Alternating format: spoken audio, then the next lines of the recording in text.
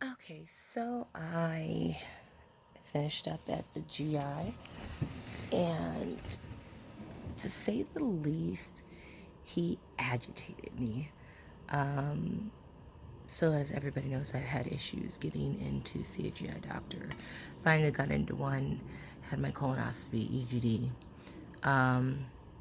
He told me that my biopsies were all clear, which is good.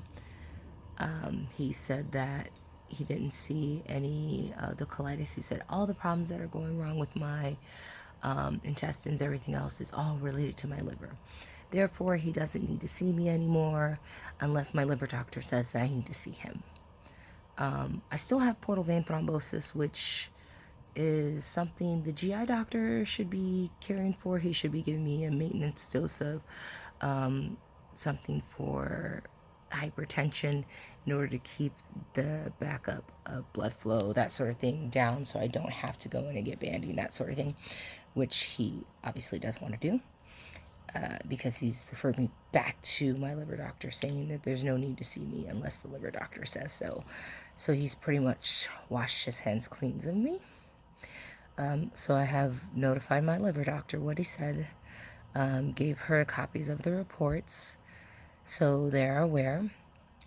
He says that I don't have ulcerative colitis now, apparently, that he couldn't find anything. He said maybe it has gone away, it's healed itself. I don't know if that's possible, but apparently it must be. He said that I asked him to look at the blood work that I did, which has like an ANA titer. It had a couple different antibody tests on it. It also had immunoglobulin test to make sure that I don't have an autoimmune disorder, that sort of thing. Did my it tested the smooth membranes, that sort of thing. Like, there's a lot of blood work that you can do that will also check for things that are happening in your body that maybe you just won't know. He really didn't seem to want to do that, but I had already done the blood work previously before I saw him, so I did ask him to review that. He did review it, and he said, well, yeah, some of them are, the numbers are off. However, nobody bases anything off of these numbers. No GI doctor would do that. So, these numbers don't matter. What matters is what I'm telling you now. And all the inflammation, all the redness, everything that's going on there, all that's caused by your liver. So you need to just go back to your liver doctor. Your liver doctor is the one you need to be working with. And I don't really have a need to see you unless the liver doctor says so. Now, as far as I know, I should still be following up with him at least yearly for a colonoscopy and an EGD. So you could have at least scheduled me for my follow-up appointment, so I can, because you have to, before you can do those, even on a yearly basis, you have to see the doctor. That doctor has to get authorization from your insurance to do those procedures, and then you go back and do them. So he should at least schedule me for that follow-up to do that. He didn't do that. Basically, all he did was refer me back to not my primary care, refer me back to my liver specialist, and said if the liver specialist says that he needs to see me, then he'll see me. And then at that point, if the liver doctor wants me to see him, then he'll see me. Now, the problem is that I've been referred to every GI doctor here in Las Vegas, Nevada, and none of them want to see me. He is the only one who was willing to kind of, sort of, but then again, not really take my case. My doctor had to text message him and have him see me. So that text message was the only reason he agreed to see me.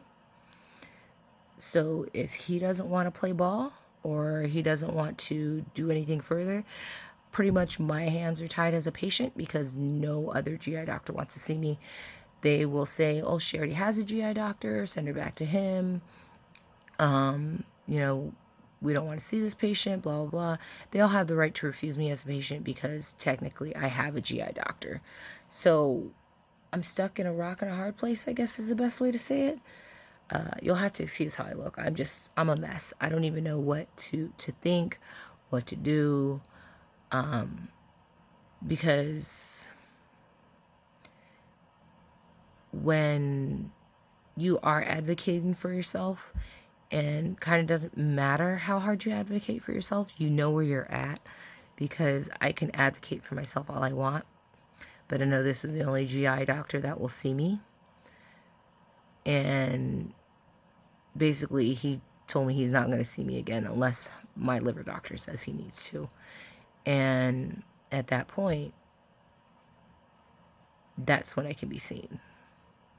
So I report it back to my liver doctor, and the liver doctor is going to report back to the surgeon, because they work for the same place, which is Loma Linda, to let him know what's going on. And then I'm waiting to hear back from them on what I should, be doing. Like, am I going to come see them for a follow-up? And we'll decide from there. And then the doctor from Loma Linda can't telemed, because he can't telemed in Nevada. He doesn't have a license here. So if I have to go back to see the surgeon, I have to go back to California, but I can see the liver doctor here, but I can't see the surgeon, who, if he decides that surgery then is my best option because the GI doctor doesn't want to do anything, then I have to go back to California. I just figured I'd check in with you guys and let you know where I'm currently at with everything that I'm doing and my health. There will be more to come. I just don't know when. It's a waiting game. That's kind of how everything works for me. Waiting game, waiting game, waiting game. Thank you for tuning in, and you guys have a blessed and wonderful day.